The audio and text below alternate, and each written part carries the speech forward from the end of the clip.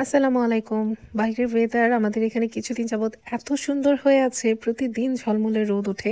সাধারণত এই দেশে তো ঝলমলে রোদ থাকে না, কিন্তু সামারের টাইমটাতে এই জায়গাটা খুবই সুন্দর লাগে। বাইরে ঝলমলে রোদ থাকে, আর আমি সবসময় প্রতিদিন গাছগুলোতে পানি দেওয়ার জন্য বের হই। এই সিজনটাই তো আসলে অন্যরকম, গাছের যত্ন নিতে ভালো লাগে, বাইরে হাঁটতে ভালো লাগে। তো আমার বাসার সামনেই হচ্ছে দুইটা গাছ ছিল। একটা গাছ আনফরচুনেটলি একটু মারা যাচ্ছিল, কারণ উইন্টারের সময় এটা একটু ছায়ার মধ্যে বেশি ছিল। আমার হাজবেন্ড রেখে দিয়েছিল ভুলে, আমরা দেশেও চলে গিয়েছিলাম। আর অন দ্য মিন টাইম হচ্ছে এই গাছটা একটু মারা গিয়েছে। চেষ্টা করছি প্রতিদিন পানি দিয়ে যত্ন দিয়ে দিয়ে এটাকে যেন একটু গ্রো করাতে পারি। নেচারের কাছাকাছি থাকলে না অনেক কিছু শেখা যায়। যেমন এই যে এই গাছটাকে আমি গ্রো করাতে চাচ্ছি, এটার জন্য কিন্তু অনেক বেশি ধৈর্যের প্রয়োজন হচ্ছে, অনেক বেশি সময় দিতে হচ্ছে। তো এমনি আমাদের আশেপাশের সম্পর্কগুলোও কিন্তু আসলে এরকমই, এটার পিছনে অনেক ইনভেস্ট করতে হয়। আমার সাথে একটা মজার ঘটনা ঘটেছে রিসেন্টলি, আমি শেয়ার করি। আমি ছোটবেলায় স্কুলে অনেক বুলি হতাম। আসলে অনেক বড় বয়স পর্যন্ত আমি স্কুলে আশেপাশের অনেক মানুষ থেকে অনেক বুলি হতাম, কারণ আমার ভেতরে না বলার টেন্ডেন্সিটা অনেক কম ছিল। বা একটা না মুখের উপর একটা কথা বলে দেয়া, কিছু বলে ফেলা একটা মানুষকে, যে স্টপ করানো। আমি নিজে বুলিড হতাম, কান্না করতাম, বাট আমি কখনো কাউকে কিছু বলতে পারতাম না। মানে আমি আসলে ওই স্বভাবের, আমি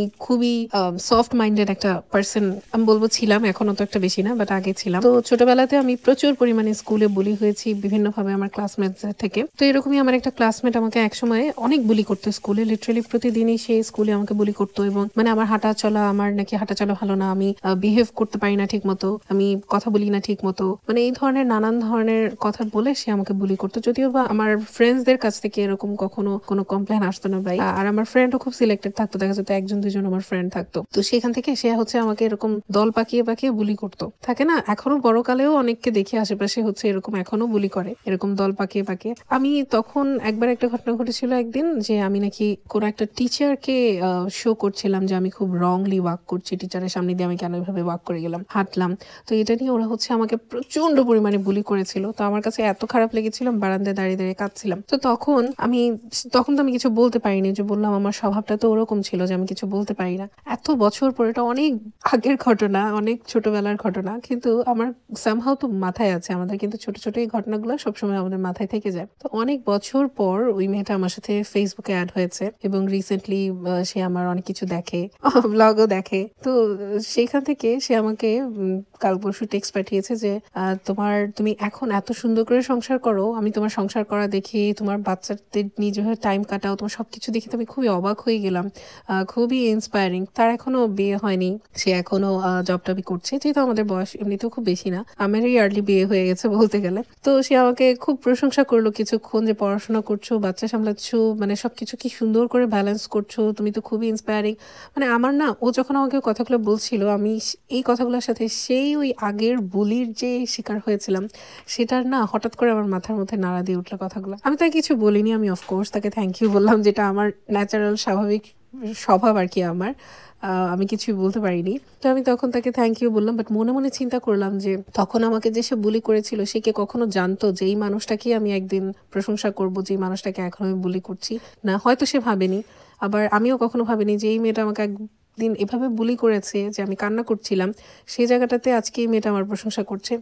তো ইউ নেভার নো লাইফে কখন কোন জিনিসটা টার্ন নিয়ে আপনার কাছে কিভাবে আসবে। তবে আমি দেখেছি যে কোনো মানুষের সাথে যদি আপনি রিভেঞ্জ নিয়ে ফেলেন, যে হ্যাঁ ও আছে আমার সাথে খারাপ করলো, আমি ওর সাথে উল্টা খারাপ করে দিলাম, তাহলে না ওইটা তখন আপনার সাথে আর ঘটে না যে সেই মানুষটা আপনার কাছে এসে অ্যাপোলজাইজ করবে। কিন্তু আপনি যদি ওই সময়টাতে ধৈর্য নিয়ে থাকেন, যেমন আমি আগে এরকম বেশি ছিলাম যে আমি একদমই কিছু বলতে পারতাম না, মনে মনে অনেক কষ্ট পেতাম। এখন হয়তো সময়ের সাথে সাথে ধাক্কা খেতে খেতে একটু বলে ফেলি, কিন্তু তখন আমার মনে হয় যে ওই ওই সময়টাতে চুপ থাকলে, যে হ্যাঁ আমাকে যাই বলেছে, যদি সেটা সহনীয় হয় আর কি, চুপ থেকে গেলে না পরবর্তীতে ওই জিনিসটা অটোমেটিক্যালি আপনার ফেভারে চলে আসে। এবং এখনো অনেক মানুষ আশেপাশে আছে, বিদেশের জীবনে বাংলাদেশের জীবনে হোক, আমাদের সবার সাথেই ঘটে, বুলি করা ট্রাই করে, গ্রুপিং করা ট্রাই করে। আমি চুপ থাকি আসলে, এবং চেষ্টা করি দূরে সরে থাকতে, কারণ টক্সিক মানুষ মেন্টালি আপনাকে ইল করে দিবে। সো টক্সিক মানুষদের থেকে দূরে থাকলেই ভালো।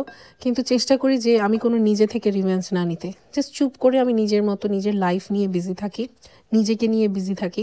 একটা সময় ঘুরে ফিরে ঠিকই দেখা যায় ওই মানুষগুলো এসে আমাদের কাছে ঘুরে ফিরে চলে আসে আবার।